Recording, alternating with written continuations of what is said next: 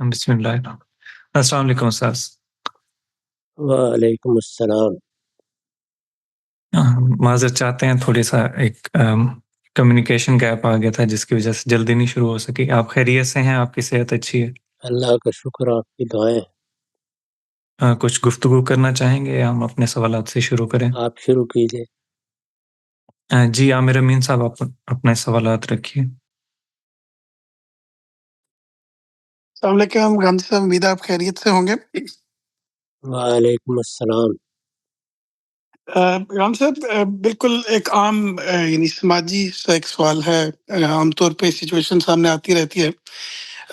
जब हम लोगों के साथ मामलात करते हैं तो उनमें हमें ऑफ कोर्स जैसे हमारे माशरे पाकिस्तान में कुछ बड़ी उम्र के लोग होते हैं जो एक पिछली माशरत या उस माशरत के अंदर जो चीज़ें थी या अखलाकियात थी या उसके जो एक तरह से उनके अंदर समाजी रवैये थे, वो उस पे चल रहे होते हैं। जैसे उनके यहाँ जो प्राइवेसी का एक तस्वुर है जो हमारे पुराने माहौल में नहीं था, या इस तरह की और बहुत सारी चीज़ें हैं। किसी को कुछ बोल देना, किसी की मिसाल के तौर पे हमारे माहौल में आम तौर पे जो किसी की जिसामत पे कुछ बोल देना, रंग पे कुछ बोल देना, ये उनके यहाँ बिल्कुल एक आम सी चीज़ें होती हैं। इसमें हमें क्या रवैया अपनाना चाहिए? यानी इस लिहाज से कि क्या हमें उन्हें इस चीज़ का मार्जिन देना चाहिए कि वे किसी बैकग्राउंड से हैं, इस लिहाज से उनके साथ, या हमें गलती की निशानदेही हर हाल में करनी चाहिए कि भाई आप देखें यहाँ पे गलत कर रहे हैं, या यानी इसमें रवैया हमारा क्या होना चाहिए जो कि हम लोग शायद एक डिफरेंट माशरत में अब पल बढ़ रहे हैं, या एक तरह की डिफरेंट अखलाकियात आ गई हैं। ये मेरा पहला सवाल है। अगर मुझे इजाज़त होगी तो मैं एक और सवाल कर लूँगा इंशाल्लाह। इंसान का मामला ये नहीं है कि मैं, आप, मेरे आबा और मेरे अबना हम एक ही वक़्त में पैदा हो गए हैं। हम नस्लन बाद नस्लिन पैदा हो रहे हैं। हर नस्ल जब पैदा होती है तो वो अपना एक माहौल रखती है। उसके पीछे की नस्ल ने उसे मीरास में जो कुछ मुंतकिल किया है, उसके साथ कायद दर्जा ताल्लुक़ रखती है। चुनांचे उससे उसके रवैये वजूद में आते हैं। ये रवैये माशरत में भी ज़ाहिर होते हैं, सियासत में भी ज़ाहिर होते हैं, मईशत में भी ज़ाहिर होते हैं। सबसे बढ़कर माशरत के आदाब में इनका ज़हूर होता है। मिलना मिलाना है, बैठना है, एक दूसरे के बारे में बात करनी है, रहन सहन के आदाब का लिहाज रखना है।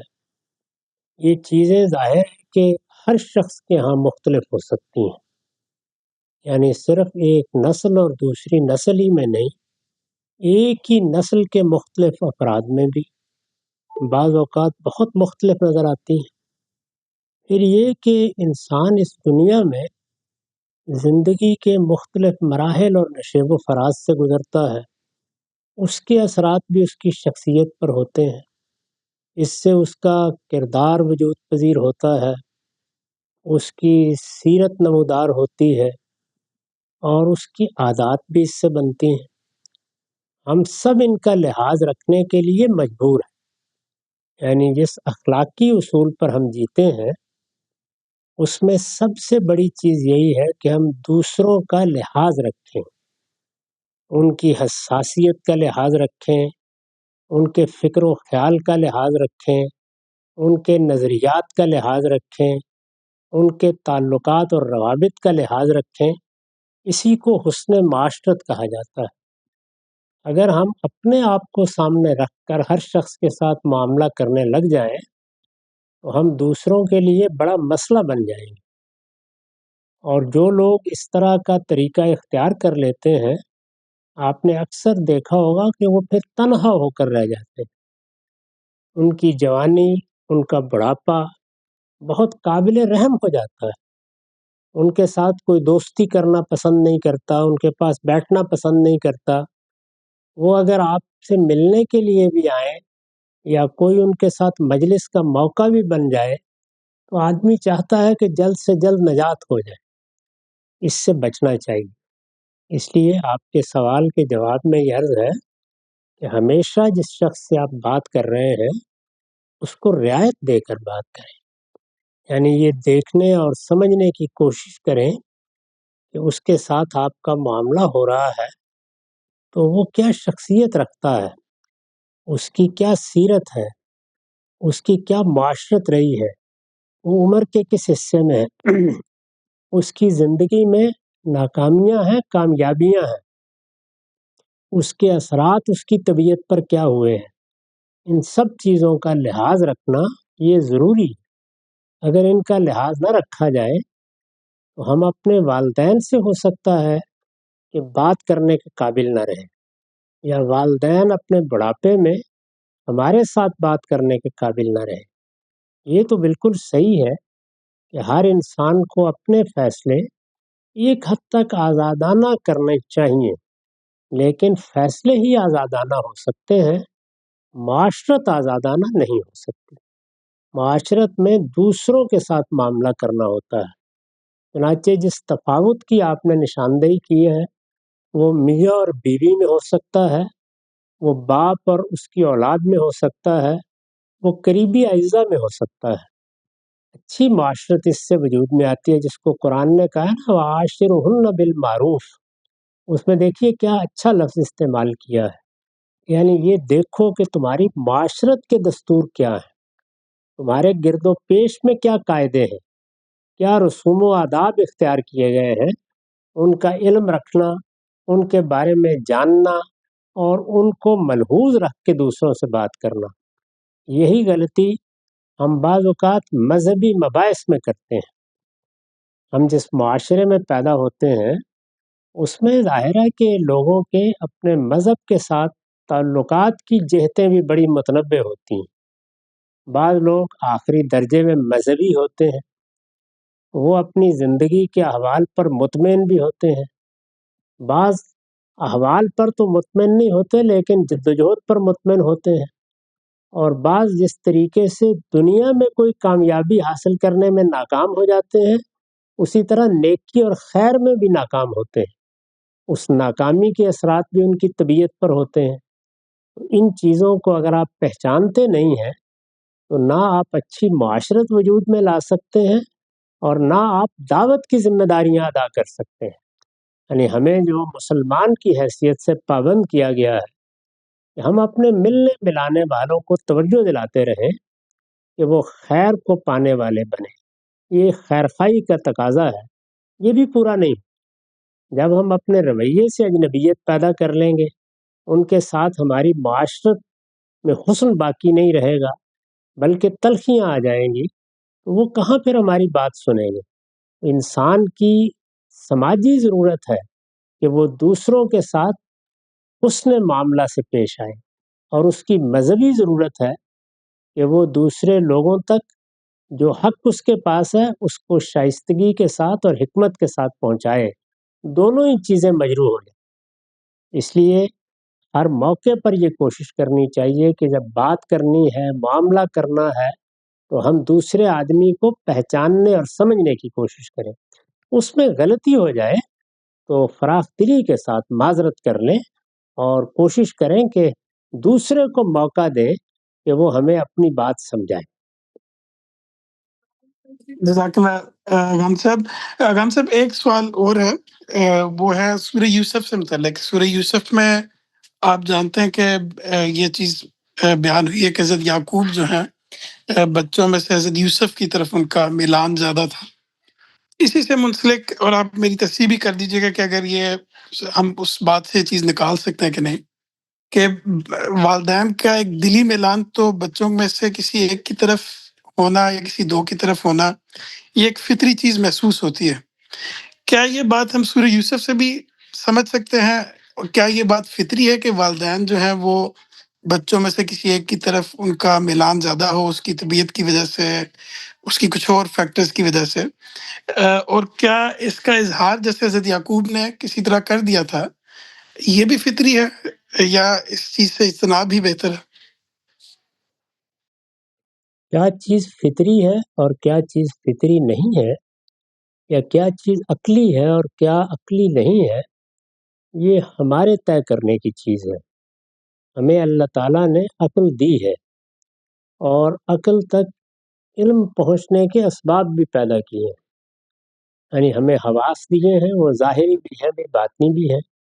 ہم ان کے ذریعے سے چیزوں کا مشاہدہ کرتے ہیں، ان پر حکم لگاتے ہیں اور پھر فیصلہ بھی کرتے ہیں. یہ سارا عمل ہمارے مشاہدے اور ہمارے تجربے کی بنیاد پر ہوتا رہتا ہے. لہذا کیا چیز فطری ہے، کیا چیز فطری نہیں ہے، اس کو ایسے ہی سمجھنا چاہیے. یہ چونکہ مذہب کا یا قرآن کا اصل موضوع نہیں ہے، اس وجہ سے بس اتنی بات کہنی چاہیے کہ ہماری فطرت کے اس تقاضے کی فلاں چیز سے تصویب ہوتی ہے. یعنی یہاں قرآن اصلاً ماخذ نہیں ہوتا، اصلاً تو انسان کی فطرت ہی ماخذ ہوتی ہے، اس کی عقل ہی فیصلہ کرتی ہے. لیکن اگر حسن اتفاق سے وہ معاملہ قرآن میں بھی کسی ذیل میں زیر بحث آ گیا ہے تو ہماری اس سے تصویب ہو جائے گی. چنانچہ اس بات کی وہاں تصویب ہوتی ہے اور دونوں کی ہوتی ہے. یعنی اولاد کے باب میں بھی سورہ یوسف سے ہو جاتی ہے، بیویوں کے باب میں سورہ نساء سے ہو جاتی ہے. دونوں جگہ اللہ تعالیٰ نے انسان کی فطرت کا لحاظ رکھا ہے، اور یہ لحاظ ہے جو انسان کو انسان کے طور پر مذہب سے بھی متعلق کرتا ہے. ہمارے دین میں یہ اصول بیان کیا گیا ہے کہ وہ دین فطرت ہے، اس کی بنیاد ہی فطرت پر رکھی گئی ہے. تو ظاہر ہے کہ وہ نہ کوئی ایسا حکم دے گا جو فطرت کے مطابق نہ ہو یا اس سے ہم آہنگ نہ ہو، اور نہ اس میں کوئی توقعات کی جاتی ہیں. اسی لیے شریعت کے باب میں اللہ تعالیٰ نے اپنا اصول بیان کیا ہے کہ لا یکلف اللہ نفسا الا وسعها. اللہ کسی بندے کو جب حکم دیتا ہے یا کسی چیز کا پابند کرتا ہے تو اس کی حد وسع سے زیادہ اس پر بوجھ نہیں ڈالتا. یہ حد وسع کیا ہے؟ وہی جو ہماری فطرت کے قائم کردہ حدود ہیں. تو ہمارے تمام معاملات اللہ تعالیٰ کے ساتھ بھی اسی میں ہوتے ہیں. اس میں البتہ جو ظاہری معاملات ہیں وہ عدل کا تقاضا کرتے ہیں. یعنی وہاں ہمیں پابند کیا گیا ہے کہ ہم انصاف سے کام لیں لیں، عدل سے کام لیں لیں. یہ آپ کے علم میں ہے کہ ہمارے یہاں کی ورڈ کی حیثیت، یعنی کلیدی لفظ کی حیثیت مساوات کو نہیں، عدل کو حاصل ہے. ہمیں انفرادی زندگی میں بھی اس کا پابند کیا گیا ہے کہ ہم قائم بالقسط ہو کر رہیں اور صحیح بات کی شہادت دیں.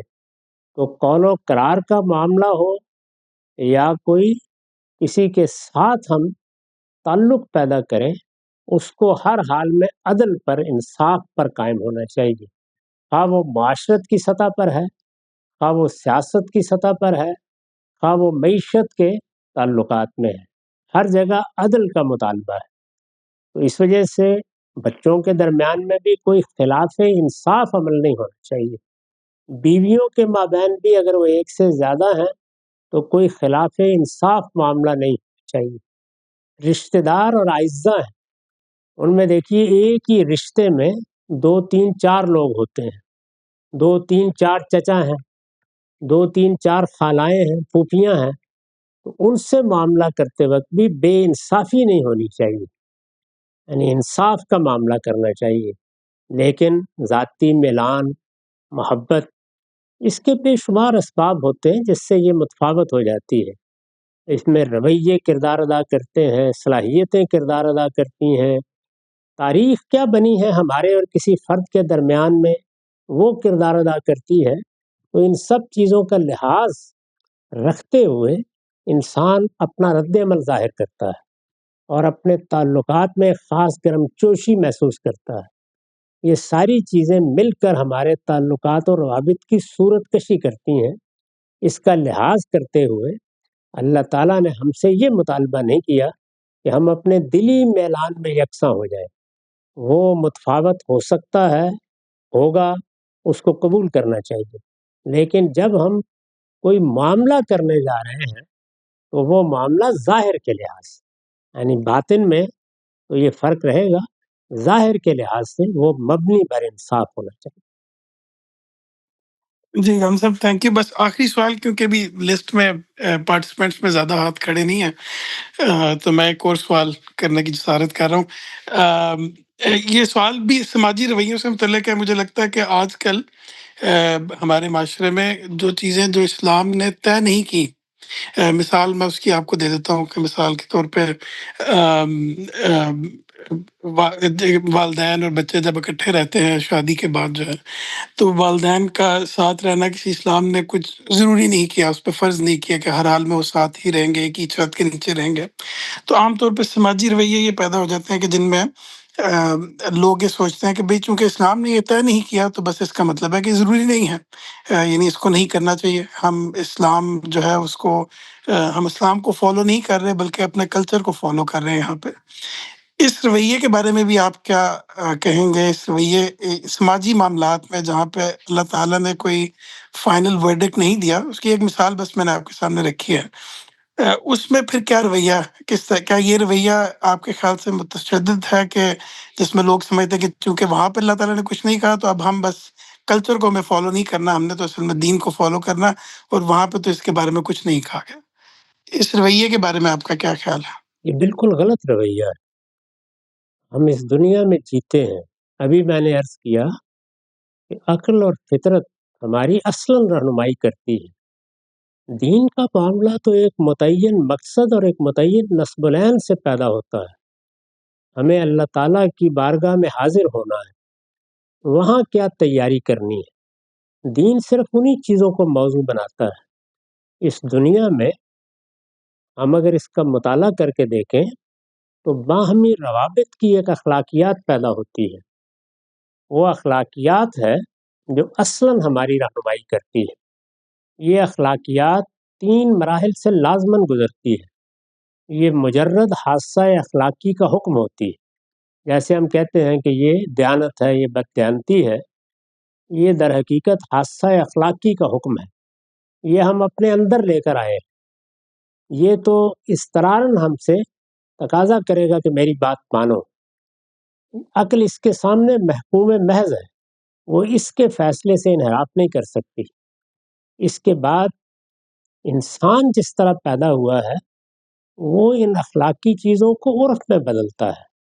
یہی عرف ہے جس کو ہم کلچر، ثقافت، تہذیبی روایت یا آداب معاشرت کہتے ہیں۔ قرآن مجید نے اس کے لیے عرف یا معروف کا لفظ اختیار کیا ہے۔ چنانچہ دیکھیے، میاں بیوی کے تعلقات کے معاملے میں، حقوق و فرائض کے معاملے میں، دونوں کے حقوق و فرائض کے معاملے میں، والدین سے تعلق کے معاملے میں یہی لفظ استعمال کیا ہے، اور یہ بتایا ہے کہ عاشرہن بالمعروف، تمام معاملات معروف پر ہوں گے۔ معروف کیا ہے؟ ہمارے حادثہ اخلاقی کے فیصلے نے سوسائٹی میں کیا صورت اختیار کی ہے، کیا آداب پیدا کر دیے۔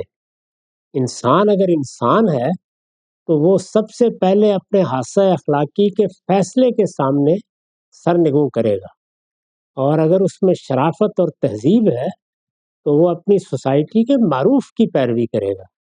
معروف کی پیروی کرنا، معروف کا اعتبار رکھنا، معروف کے مطابق زندگی بسر کرنا، یہ حسن معاشرت ہے۔ اس میں اگر کسی جگہ ہم کوئی فیصلہ نہیں کر پاتے، اور وہ فیصلہ اگر ہم نہیں کر پاتے اور وہ ہماری آخرت پر اثر انداز ہو سکتا ہے، تو اللہ تعالیٰ اپنا فیصلہ سناتے ہیں۔ اس کو شریعت کہتے ہیں۔ اس وجہ سے صحیح ترتیب یہ ہے: حادثہ اخلاقی کا حکم، معاشرے کا معروف، اور پھر خدا کا فیصلہ۔ تو یہ ترتیب اپنی پوری زندگی میں ہمیشہ ملحوظ رکھنی چاہیے۔ اس کے مطابق زندگی بسر کرتا ہے تو انسان انسان کہلانے کا مستحق ہے۔ وہ لوگ جو حادثہ اخلاقی کے فیصلے ہی کو ماننے سے انکار کر دیتے ہیں، ان سے آگے کسی مذہبی حکم کو بھی صحیح مفہوم میں اور صحیح روح کے ساتھ ماننے کی توقع نہیں کی جا سکتی۔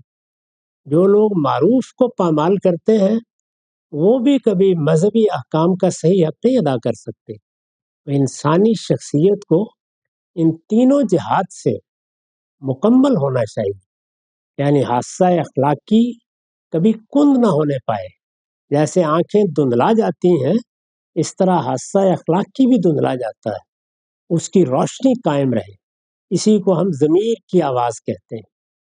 اور معاشرہ آپ کے گرد و پیش کا ماحول اس نے کن چیزوں کو رسوم، آداب، کلچر اور ثقافت کی صورت دے رکھی ہے۔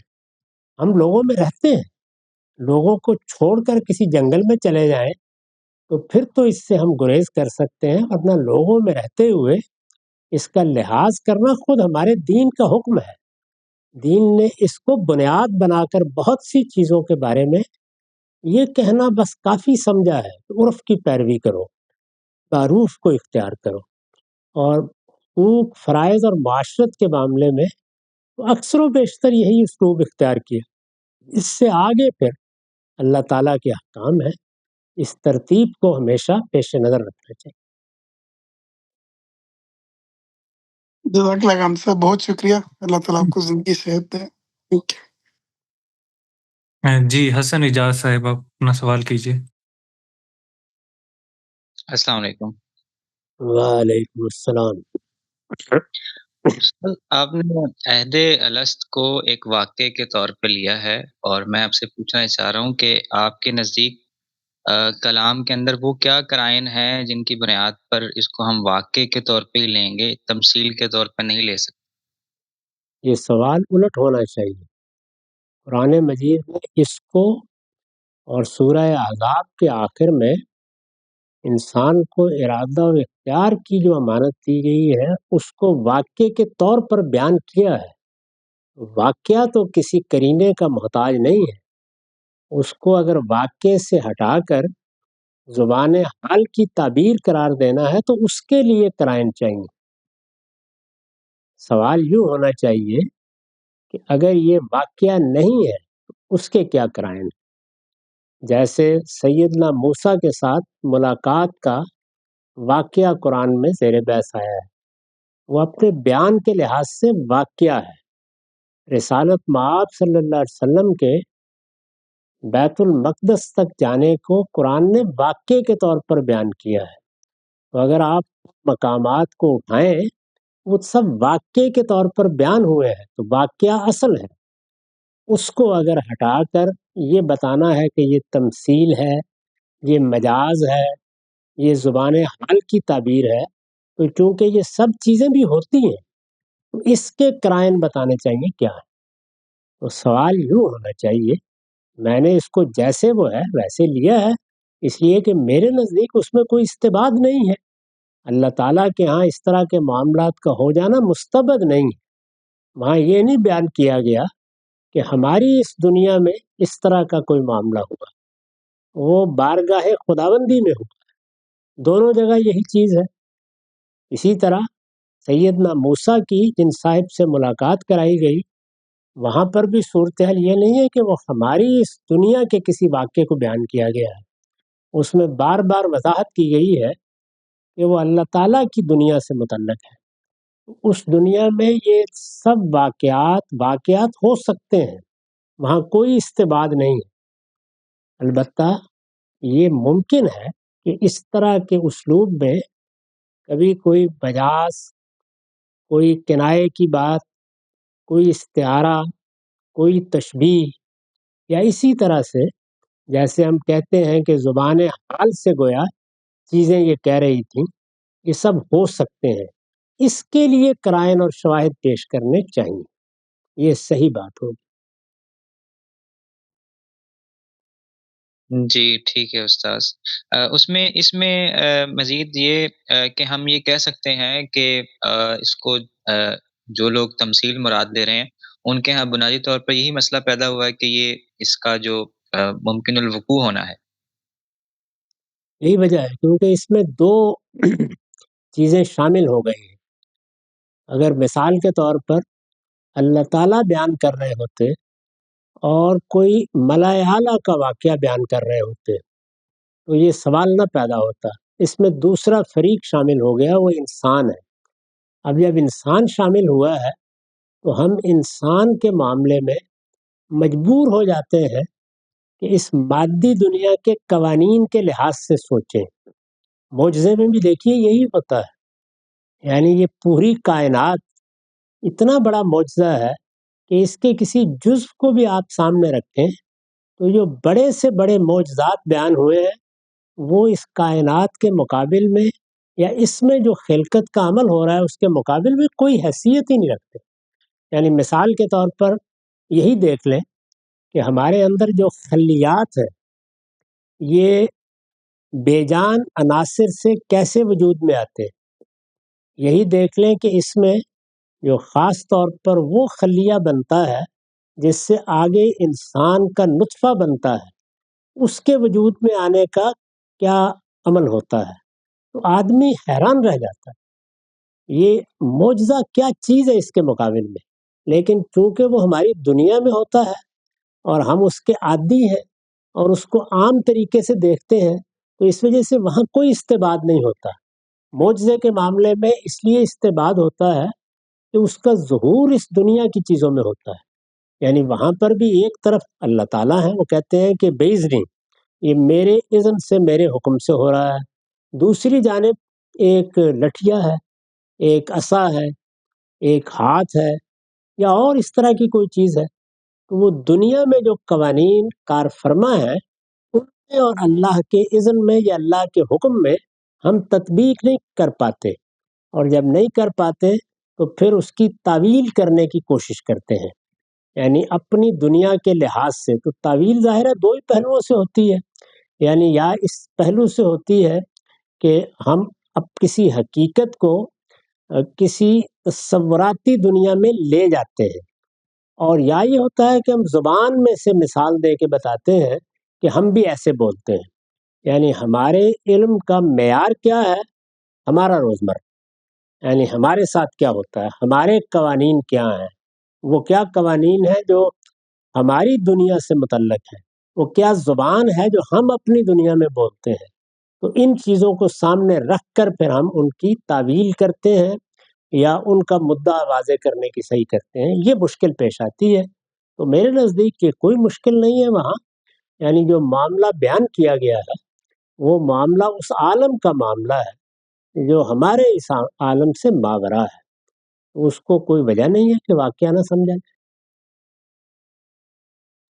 جی ٹھیک ہے استاذ، بہت شکریہ۔ جی فواد احمد صاحب۔ حمدی صاحب، ایک صاحب نے آپ پر تنقید کر کے لکھا ہے کہ پراہی مکتبی فکر میں خیر و شر کے تعین کے لیے فطرت بطور معیار ماننا، اور معتزلہ کا موقف کہ حسن و قبح افعال کی ذاتی خصوصیت ہے، دونوں زاویہ نظر میں اصولی اتفاق پایا جاتا ہے، لہٰذا پراہی مکتبی فکر اعتزالی جدید ہے۔ تو آپ کا اس پر کیا رائے ہے؟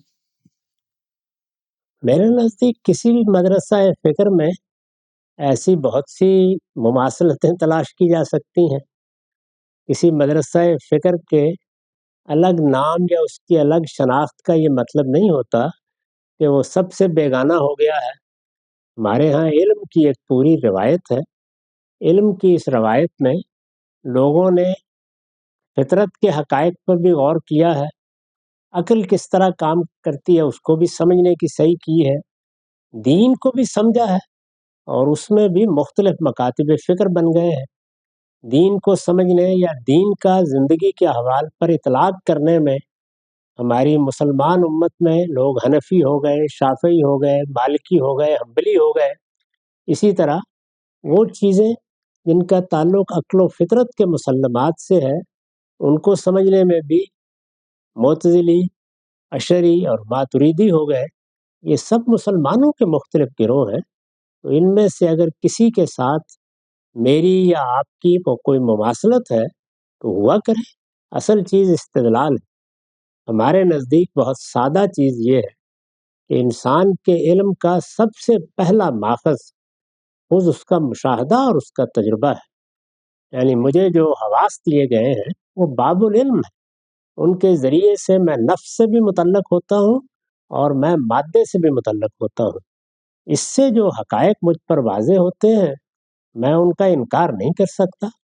میں جب اس کائنات کو دیکھتا ہوں تو جس طرح مادے میں کار فرما قوانین کو سمجھتا ہوں، ایک لا یتززا ذرے سے لے کر اوپر تک پوری کائنات کا مطالعہ کر کے آراء قائم کرتا ہوں اور اس کو سائنس کا نام دیتا ہوں، اسی طرح میں انسانی نفس کا مطالعہ کرتا ہوں، اس سے سماجیات، اور عمرانیات کے مختلف علوم وجود پہ آتے ہیں، وہ میری تاریخ بنتے ہیں۔ بالکل اسی طریقے سے میرا حادثہ اخلاقی فیصلہ سناتا ہے، یہ میرا تجربہ ہے، اس کا نہ کسی معتزلی سے کوئی تعلق ہے، نہ اشعری سے، نہ ماتریدی سے، یہ میرا مشاہدہ ہے۔ چنانچہ میں نے فطرت پر جو گفتگو کی ہے وہ اعتراضات سیریز میں سن لیجئے، اس میں بہت تفصیل سے بتایا ہے کہ فطرت کہتے کس کو ہیں۔ یعنی ہم جب کسی بھی مخلوق کا مطالعہ کرتے ہیں تو ہم اس کے خصائص متعین کرتے ہیں، انہی خصائص کے مجموعے پر لفظ فطرت بولا جاتا ہے۔ یہ شیر کی فطرت ہے، یہ چیتے کی فطرت ہے، یہ بلی کی فطرت ہے، یہ انسان کی فطرت ہے۔ تو فطرت ہمارے مشاہدے اور تجربے کا حاصل ہے، اس کے لیے کسی جگہ جانے کی ضرورت نہیں ہے، یعنی نہ اس کے لیے کسی باہر کی چیز سے استدلال کرنے کی ضرورت ہے۔ یہاں پر تو قرآن مجید میں جو چیزیں بیان ہوئی ہیں انہوں نے صرف ہمارے اختلافات میں فیصلہ سنایا۔ مثلا یہ کہ حادثہ اخلاقی کیا ہمارے اندر بدیت ہے، تو قرآن نے فیصلہ سنایا کہ ہاں یہ اللہ کا الہام ہے۔ تو اس طرح سے جو چیز ہم دیکھ رہے تھے، جس کا مشاہدہ کر رہے تھے، اس میں دو آراء پیدا ہو گئی، کیا ہم نے یہ سب کچھ اپنی پیدائش کے وقت سے حاصل کیا ہے، یا یہ چیزیں ہم نے زمانے کے تعامل سے اخذ کی ہیں؟ یہ سوال تھا، اس میں قرآن نے اپنا فیصلہ سنا دیا۔ تو گویا ایک محتمل الوجہین معاملہ تھا جس میں ایک خاص صورتحال کو اللہ تعالیٰ نے متعین کر دیا۔ اسی طرح باقی چیزوں کو قیاس کر لیجئے، تو اس میں کوئی فرق نہیں پڑتا کہ میری کوئی بات یا آپ کی کوئی بات اشاعرہ کے مطابق ہے یا معتزلہ کے مطابق ہے یا احناف کے مطابق ہے۔ ہم بہت سے فقہی معاملات میں احناف کے نقطہ نظر کو صحیح سمجھتے ہیں، بعض معاملات میں مالکیہ کے نقطہ نظر کو صحیح سمجھتے ہیں، ایسے بھی معاملات ہیں جن میں حنابلہ کے نقطہ نظر کو صحیح سمجھتے ہیں۔ تو اس طرح کی سب چیزوں سے مماثلت یہ کوئی فتوے کا ذریعہ نہیں بننی چاہیے۔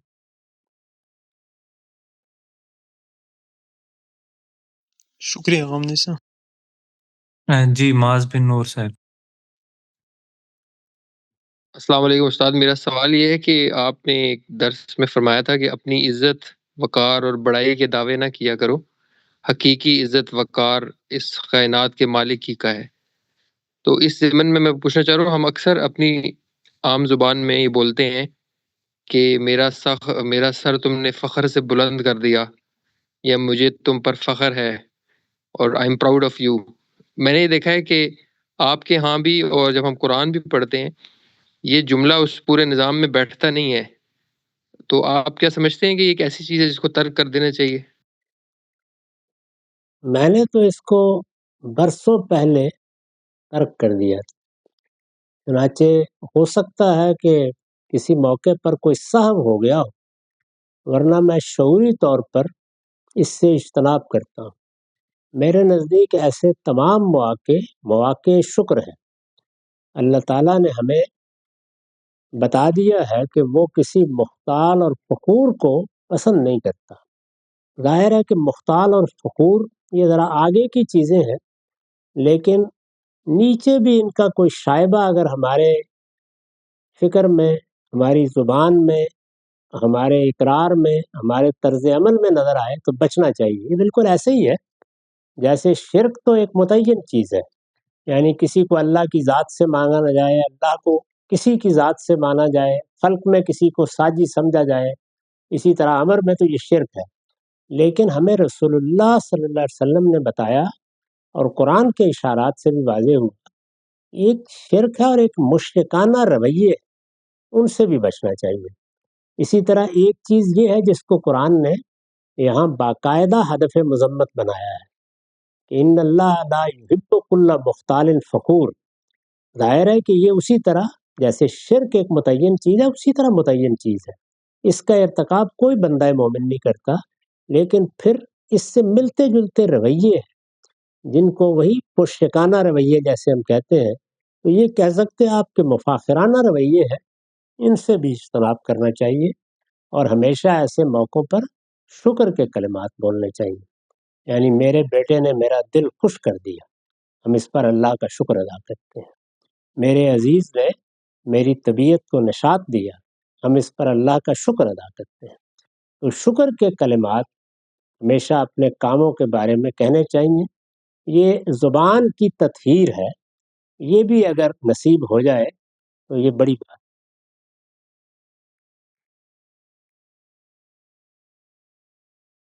جی رضوان علی صاحب.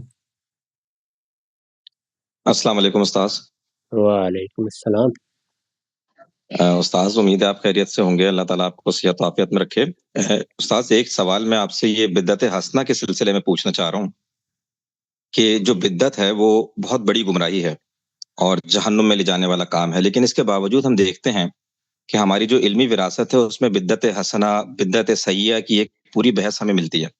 اور پھر جو قرآن مجید کے کچھ مقامات ہیں وہاں سے بھی استدلال کر کے اس کے بارے میں رائے قائم کی جاتی ہے. جیسے نصارہ نے یہ کہا کہ انہوں نے ایک بدعت ایجاد کی، اللہ نے خود سورہ حدید میں فرمایا ہے، اور اللہ نے اس پر ان کی ایک طرح سے کوئی مذمت نہیں کی، بلکہ آپ نے بھی اپنی تفسیر میں یہ لکھا ہے کہ جو کام اللہ کی خوشنودی کے لیے کیا جائے تو اللہ اس کے اوپر اجر ضرور دیتا ہے. اسی طرح رسول اللہ کی کچھ احادیث سے بھی استدلال کرتے ہیں کہ آپ صلی اللہ علیہ وسلم نے فرمایا کہ جس نے کوئی اچھا کام کیا اور لوگوں نے اس کے اوپر عمل کیا تو اس پہ اجر ملے گا، اور اسی طرح برا کام کیا تو اس سے بھی بدعت حسنہ کا جواز نکالتے ہیں. اور کچھ صحابہ کے استاد آثار بھی ہیں. حضرت عمر نے فرمایا بدعت حسنہ، حضرت عثمان نے جمعے کی جو اذان شروع کی. تو استاد ذرا اس بارے میں کچھ رہنمائی فرمائیں کہ بدعت حسنہ کیا چیز ہوتی ہے، اور اتنی بڑی چیز جس میں ہمیں گمراہی میں پڑنے کا اندیشہ ہے، یہ تو پھر اس کے لیے ایک جگہ مل رہی ہے کہ جہاں سے اس کے جواز کے لیے راستے پیدا کیے جاتے رہیں گے. دیکھیے بدعت ایک لفظ ہے جس کا مطلب ہے نئی چیز. چنانچہ زبان میں یہ الفاظ استعمال ہوں گے. جب کوئی چیز اصطلاح بنتی ہے تو ایسا بھی ہوتا ہے کہ اس کا لغوی استعمال یا عام استعمال متروک ہو جاتا ہے، لیکن بارہا ایسا بھی ہوتا ہے کہ نہیں ہوتا. جب نہیں ہوتا تو لفظ اپنے عام معنی میں بھی استعمال ہوتے رہتے ہیں اور وہ ایک اصطلاح کے طور پر بھی استعمال ہوتے ہیں. جیسے نبی اور رسول ہے، یعنی نبی کا لفظ لغوی استعمال میں ختم ہو گیا، وہ اب اصطلاحی مفہومی میں بولا جاتا ہے. لیکن رسول کے ساتھ یہ معاملہ نہیں ہوا، وہ اصطلاحی مفہوم میں بھی آتا ہے اور عام مفہوم میں بھی استعمال ہو جاتا ہے. تو بدعت کا لفظ بھی اسی طرح ہے، یعنی بدعت کا لفظ اللہ تعالیٰ کے کلام میں بھی، قرآن مجید میں بھی استعمال ہوا ہے اور لغوی مفہوم میں استعمال ہوا ہے. جس جگہ کا آپ نے حوالہ دیا ہے رحبانیت ابتدعوها، وہاں پر بھی اسی طرح استعمال ہوا، یعنی انہوں نے ایک نئی چیز ایجاد کر لی. وہاں پر یہ بدعت باصطلاح استعمال نہیں ہوا، بلکہ ایسے ہی استعمال ہوا ہے جس طرح کے لفظ اپنے مشتقات میں استعمال کیے جاتے ہیں اسی طرح استعمال ہوا ہے. جیسے استخلاف کا لفظ ہے، ہمارے ہاں بعد میں وہ ایک اصطلاح بنا اور خلافت کی اصطلاح، اور خلافت ایک باقاعدہ نظم حکومت کی حیثیت سے متعارف ہو گیا.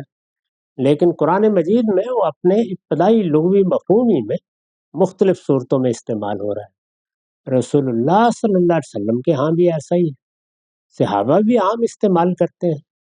اس میں یہ بتایا ہے، یعنی جو رسول اللہ نے بات کہی ہے وہ یہ ہے کہ من احدث فی امرنا ھذا، یعنی ہمارے اس دین میں جس نے کوئی نئی چیز ایجاد کی، اس کو رسالت مآب صلی اللہ علیہ وسلم نے ضلالت قرار دیا ہے. نئی چیز کو ضلالت قرار نہیں دیا، اس سے ہم نے اصطلاح بنائی ہے بدعت.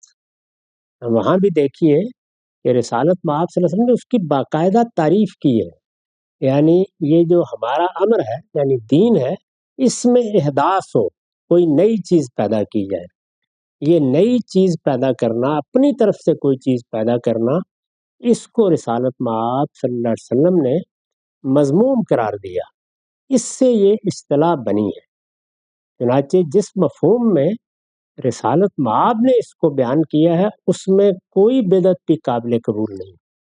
یعنی اگر وہ احداث فی الدین ہے تو وہ ہر حال میں مذموم ہے، اس کو ہر حال میں رد ہونا چاہیے. وہ رسالت مآب صلی اللہ علیہ وسلم کے ارشاد کے مطابق دلالت ہے، کل بدعت دلالہ وہ کل دلالت فی النار.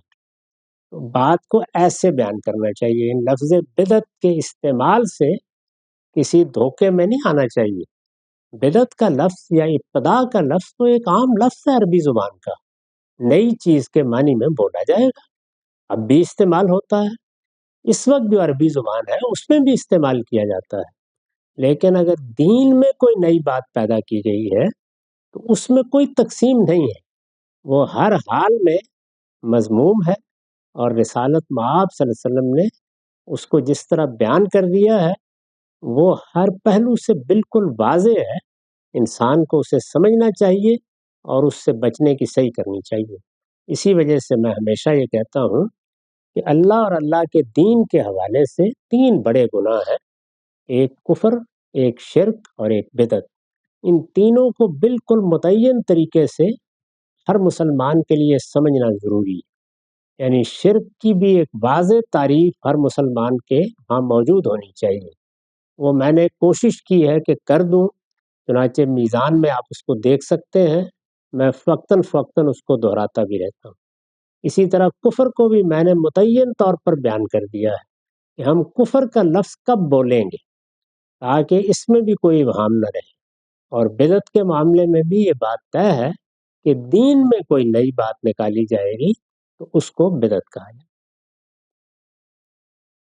استاذ بہت شکریہ۔ اسی ضمن میں ایک چیز اور بیان فرما دیجئے کہ سورہ کہف میں جہاں پہ اصحاب کہف کا واقعہ آتا ہے تو وہاں یہ بات ہے کہ جب 2 گروہ بنے تو ان میں سے ایک گروہ نے یہ طے کیا کہ ہم پھر ان کے غار کے اوپر مسجد بنائیں گے، تو دوسری طرف ہم یہ بھی دیکھتے ہیں کہ آپ صلی اللہ علیہ وسلم نے جو اللہ کے نیک بندے ہیں یا انبیاء کرام ہیں ان کی قبور کو مساجد بنانے سے یا سجدہ گاہ بنانے سے منع بھی کیا ہے۔ تو اب اس سے استدلال کر کے کچھ لوگ جیسے مزارات کے ساتھ مساجد بنا دی جاتی ہیں اس کے لیے بھی جواز پیدا کرتے ہیں، تو آپ اس بات کو کس طریقے سے دیکھتے ہیں اس آیت کے تحت؟ اس میں بھی دونوں چیزیں خلط ملط ہو گئی ہیں، یعنی کسی کی قبر پر مسجد بنانا، اس کا مطلب یہ ہے کہ اس کو ایک وثن بنا لینا، وہاں ایک قبہ بنانا اور پھر وہاں پرستش کے آداب بجانا، جس طرح کے بالعموم ہوا ہے، یہ بالکل ممنوع ہے، اس کی کوئی گنجائش نہیں ہے، یہ صریح شرک ہے، یہ تو اللہ تعالیٰ کے معبد میں دوسروں کو شریک کرنا ہے، بہت ہی صریح ہو جاتا ہے۔ ایک چیز یہ ہے کہ کسی جگہ کوئی خدا کا بندہ دفن ہے تو اس کے ساتھ مسجد بن گئی یا مسجد بنا دی گئی کہ لوگ اگر وہاں آئیں تو وہ یہاں نماز پڑھ لیں، آ کے اللہ کو یاد کر لیں، یا کسی بندہ حق کی کوئی یادگار ہے وہاں مسجد بنا دی گئی۔ اس کی مثالیں دیکھیے، رسالت مآب صلی اللہ علیہ وسلم نے خود اپنے حجرے کے ساتھ مسجد بنائی اور صحابہ نے فیصلہ کیا کہ آپ کی تدفین اسی حجرے میں ہوگی۔ چنانچہ اب جب ہم جاتے ہیں تو جو صورت ہمارے سامنے آتی ہے وہ کیا ہے، یعنی آپ کے مرکز کے ساتھ ہی مسجد بنی ہوئی ہے، یا اس کو تاریخی لحاظ سے الٹ کے دیکھیے تو مسجد کے ساتھ ہی مرکز بنا ہوا ہے۔ اسی طرح کا معاملہ آپ کو اور بعض موقعوں پر بھی نظر آتا ہے، یعنی کسی بندہ حق کے قیام کو دیکھ کر، اس کی کسی خاص نشانی کو دیکھ کر مسجد بنا دی گئی۔ کبھی اگر مدینہ جانے کا اتفاق ہوا ہو یا مکہ جانے کا تو بہت جگہوں پر وہ مسجدیں آپ کو ملیں گی۔ مثال کے طور پر رسالت مآب صلی اللہ علیہ وسلم کے مولد میں مسجد بنا دی گئی، اسی طرح جہاں جہاں آپ نے پڑاؤ کیا وہاں مسجدیں بنا دی گئی ہیں۔ تو یہ مسجد بنانا اور ہے اور وہ مسجد بنانا اور ہے، اس میں کوئی حرج کی بات نہیں ہے۔ میرے نزدیک وہاں پر بھی یہی بات زیر بحث ہے کہ اب یہ خدا کے بندے تھے، یہاں یہ مدفون ہے، یہاں لوگ آئیں گے تو آ کے کہیں ان کی پرستش نہ کرنے لگ جائیں، یہاں پر ایک مسجد یا عبادت گاہ بنا دی جائے، بندے آئیں، اگر وہ ان کی اس جگہ کو دیکھنے کے لیے آتے ہیں تو ان کو دیکھنے کے بعد وہ مسجد میں جا کے اللہ کے سامنے سر بسجود ہو۔ اس کو لوگ غلط کوئی معنی پہنا لیں وہ الگ بات ہے، لیکن میں آپ سے عرض کرتا ہوں کہ مثلاً میرا زیادہ وقت بچپن میں پاک پتن کے شہر میں گزرا ہے، 10-12 سال میں نے وہاں تعلیم پائی، وہاں رہا ہوں۔ یہ جانتے ہیں آپ کہ وہاں فرید الدین مسعود رحمۃ اللہ علیہ کا وہاں مرکز ہے، تو ان کے مرکز کے ساتھ مسجد بنی ہوئی ہے۔ اس مسجد میں کبھی کوئی شائبہ بھی نہیں دیکھا میں نے کہ کوئی آدمی اللہ کے سوا کسی کی عبادت کے لیے گیا ہو یا اس نے اللہ کے سوا کسی اور کی عبادت کی ہو۔ ایسا ہی معاملہ آپ سید علی حجویری کے مرکز کے ساتھ دیکھ سکتے ہیں۔ تو یہ مساجد ہیں، ان کا مسجد کے طور پر ہونا، ان کا نماز کے لیے خاص رہنا، ان میں اللہ کی عبادت کرنا، یہ تو بلکہ یاد دہانی کرا رہی ہیں کہ احمقو تم کیا کر رہے ہو ادھر جا کے، یہ جگہ ہے جہاں پہ آ کے تمہیں سجدہ ریز ہونا ہے، اور یہ وہ جگہ ہے جہاں پروردگار کی عبادت کرنے کے لیے اہل ایمان کو آنا چاہیے۔ تو میرے نزدیک اس میں کوئی حرج کی بات نہیں۔ بہت شکریہ استاذ۔ استاذ یہ فرمائیے گا کہ ہم بطور طالب علم اور خاص طور پہ مکتبہ فراہی کے طالب علم کے طور پہ ہمارا زیادہ سابقہ جب تعلیم و تدریس سے پڑتا ہے تو ہم سوالات کی صورت جو ہے اپنے یعنی تعلیم و تدریس کا زیادہ سلسلہ چل رہا ہوتا ہے، طالب علم سوال کرتا ہے، استاذ اس کی سوال کا جواب دیتے ہیں، لیکن یہ جو ہمارے ہاں سوالات پیدا ہوتے ہیں ان کی بھی کوئی خاص مشق نہیں ہوتی۔ ہم جب شروع کرتے ہیں اپنی تعلیم کا سلسلہ تو ایک اچھا سوال، یعنی آپ کی اگر زندگی کا جائزہ لیا جائے تو ایک بڑا عرصہ ہے جس میں آپ نے سوالات سنے ہیں، ان کے جوابات دیے ہیں، تو ایک اچھا سوال آپ کے نزدیک کیا ہوتا ہے، اور سوال کرنے والا جو ہے وہ کس طرح کی مشق کرے کہ وہ اب اچھے سوالات کرنے لگا ہے جس سے وہ صحیح بات تک بھی پہنچ جاتا ہے، اور سامنے والا جو یعنی سوال کا جس نے جواب دینا ہے، استاذ ہے یا معلم ہے، تو اس کو بھی آسانی رہے کہ وہ سوالات کو اچھی طرح یعنی ان کو انٹرپریٹ کر سکے۔ اس میں سب سے اہم چیز یہ ہوتی ہے کہ آپ جس چیز کے بارے میں سوال کر رہے ہیں اس میں بنائے استدلال کی ترتیب کیا ہے۔ استاد کو بھی چاہیے کہ وہ پہلے لوگوں کو یہ بتائے، یعنی بنائے استدلال کی ترتیب۔ مثال کے طور پر مسئلہ عقلی ہے تو وہاں بنائے استدلال کی ترتیب کیا ہوگی۔ مسئلہ مشاہدے سے متعلق ہے، تجربے سے متعلق ہے، تو وہاں پہ بنائے استدلال کی ترتیب کیا ہوگی۔ بنائے استدلال کی ترتیب کا مطلب یہ ہے کہ وہ سب سے نیچی جگہ کون سی ہے جہاں سے استدلال پھوٹتا ہے۔ بالعموم ہوتا یہ ہے کہ ہم کسی درمیان کی جگہ سے استدلال شروع کر دیتے ہیں۔ اس کو ایسے سمجھیے کہ جیسے مادہ ہے، تو اب مادے کا ہم مطالعہ کرتے ہوئے جب بالکل نیچے جاتے ہیں تو وہاں کس چیز سے دوچار ہوتے ہیں؟ اس سے دوچار ہوتے ہیں جس کو ہم جزو لا یتجزا کہتے ہیں، جس کو ہم پہلا ذرہ کہتے ہیں، جس کو ہم اصطلاح میں ایٹم کہتے ہیں۔ پھر ہم اس کے اندر بھی گئے ہیں تو ہم نے وہاں دیکھا کہ ایک نیوکلیس ہے، اس میں نیوٹرون ہے، پروٹون ہے، اس میں الیکٹران نے ایک حصار باندھا ہوا ہے اور ایک مدار بنا دیا ہے، تو وہاں پر بھی ہم کچھ چیزوں سے دوچار ہوئے۔ ہم اس سے بھی نیچے اترے ہیں اور اب ان میں بھی کویکس دریافت کرنے میں کامیاب ہو گئے۔ تو یہ دیکھیے کہ یہ کیا ہوا، یعنی مادے کے مطالعے میں بنا کہاں سے اٹھتی ہے وہاں ہم چلے گئے۔ اس تک ضرور جانا چاہیے، یعنی مادے میں بھی یہاں تک پہنچنا ضروری ہے، نفس میں بھی یہاں تک پہنچنا ضروری ہے، فطرت میں بھی یہاں تک پہنچنا ضروری ہے، علم میں بھی یہاں تک پہنچنا ضروری ہے، اور اس طرح علم کی جو مختلف شاخیں بنتی ہیں ان میں بھی جب آپ نیچے اترتے ہیں تو ایک وہی جگہ آتی ہے جو لا یتجزا ہوتی ہے، یعنی اسے مزید تقسیم نہیں کیا جا سکتا۔ اس جگہ سے ہم بات شروع کرتے ہیں، اس سے پیچھے ہم جا ہی نہیں سکتے، یعنی وہ ہمارے لیے گویا ابتدا ہے۔ تو اس کو کہتے ہیں بنائے استدلال، یعنی پہلا کام یہ ہے کہ جس موضوع پر بھی آپ بات کر رہے ہیں اس میں آپ بنائے استدلال تلاش کریں، وہ پہلی اینٹ جہاں سے عمارت بنی۔ تو استاد کو چاہیے کہ وہ بنائے استدلال تک پہنچا دے۔ بنائے استدلال جب متعین ہو جائے تو پھر ہر سوال ویلڈ سوال، یعنی پھر سوال اس سے اوپر پیدا ہوگا، اس کے اجزاء کی تالیف میں پیدا ہوگا۔ مثال کے طور پر ہم جب ایک مرتبہ ایٹم کی تالیف سے واقف ہو جاتے ہیں تو پھر ہمارے لیے مثلا عناصر کو سمجھنا ممکن ہو جاتا ہے کہ اس میں ایٹم کی تعداد فیصلہ کرتی ہے۔ اسی طرح پھر ہمارے لیے مالیکول یا سالمے کو سمجھنا ممکن ہو جاتا ہے کہ مختلف ذروں میں کس طرح کا بندھن بنتا ہے جس سے وہ وجود میں آتے ہیں۔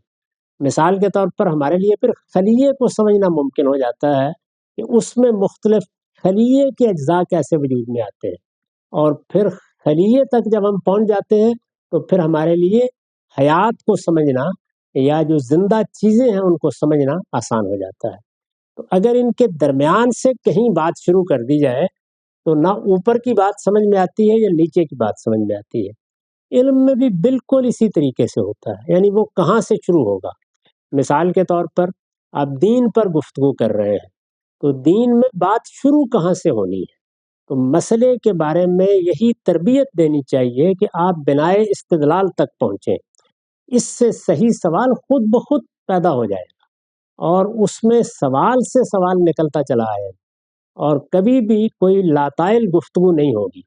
یہ درمیان سے بات شروع کرنا ہے جو اصل میں الجھنوں کا باعث بنتا ہے۔ اس معیار پر ہمیشہ سوالوں کو پرکھنا چاہیے کہ ہم جس موضوع کے بارے میں سوال کر رہے ہیں کیا ہم نے ان کی بنا تلاش کر لی ہے۔ یہ ابھی دیکھیے مجھ سے ایک سوال کیا گیا اور وہ یہ کہ میں نے قرآن مجید میں بیان کیے ہوئے ایک واقعے کو واقعہ کیسے لے لیا، تو میں نے اس کا جواب یہ کیا دیا، وہ اپنی اصل میں واقعہ ہی ہے۔ تو اب اس کا مطلب یہ ہوا کہ بحث بالکل الٹ گئی۔ یوں نہیں ہے کہ اس کو میں نے واقعہ کیسے لے لیا، اگر کسی نے اس کو واقعہ نہیں لیا تو بنائے استدلال اس کو پیش کرنی ہے۔ تو یہ بنائے استدلال کو تلاش کرنا، اس کو درست کرنا، یہ پہلا کام ہے۔